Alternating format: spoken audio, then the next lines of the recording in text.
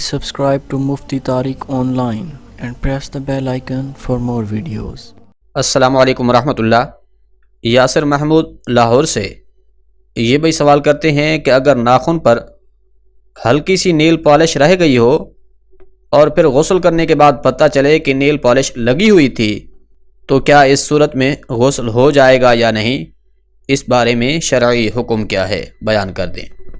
دیکھیے، اس مسئلہ کو سمجھنے کے لیے سب سے پہلے تو یہ جان لیں کہ غسل میں کتنے فرائض ہیں، تاکہ اس سوال کا جواب آپ کو پھر آسانی سے سمجھ آ سکے۔ یاد رکھیے، غسل میں 3 فرائض ہیں۔ نمبر 1 پر کلی کرنا، دوسرا فرض ہے ناک کی نرم ہڈی تک پانی پہنچانا، اور تیسرا فرض ہے پورے بدن پر اس طرح سے پانی بہانا کہ جسم کا کوئی حصہ بال برابر خشک نہ رہے۔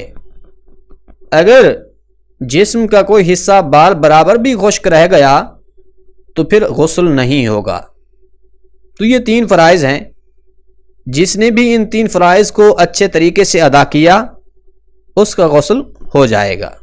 اکثر اوقات بعض لوگ یہ غلطی کرتے ہیں، جس طرح کہ غسل میں کلی کرنا فرض ہے تو کچھ لوگ کلی کرتے وقت تھوڑا سا پانی منہ میں لیتے ہیں اور پھر فوراً اگل دیتے ہیں، حالانکہ کلی غسل میں فرض ہے، اور پھر کلی میں منہ کے ہر گوشے تک پانی پہنچانا یہ ضروری ہے۔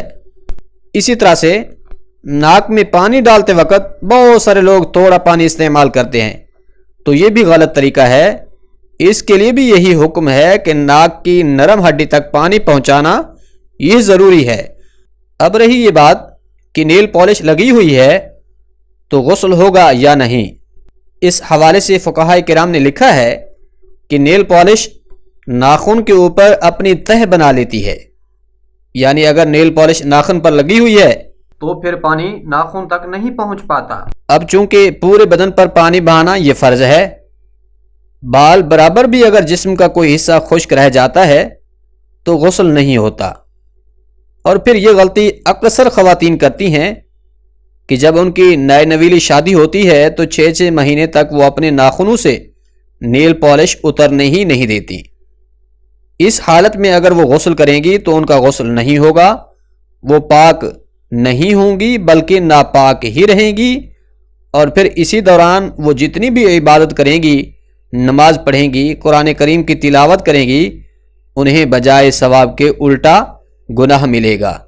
یاد رکھیے، اگر کسی عورت کے ناخنوں کے اوپر نیل پالش لگی ہوئی ہے اور پھر اس عورت کے اوپر غسل فرض ہے، اب چاہے وہ 7 سمندروں کا پانی بھی اپنے اوپر سے بہا لے، وہ اس وقت تک پاک نہیں ہوگی جب تک کہ وہ نیل پالش اتار کر غسل نہیں کرتی۔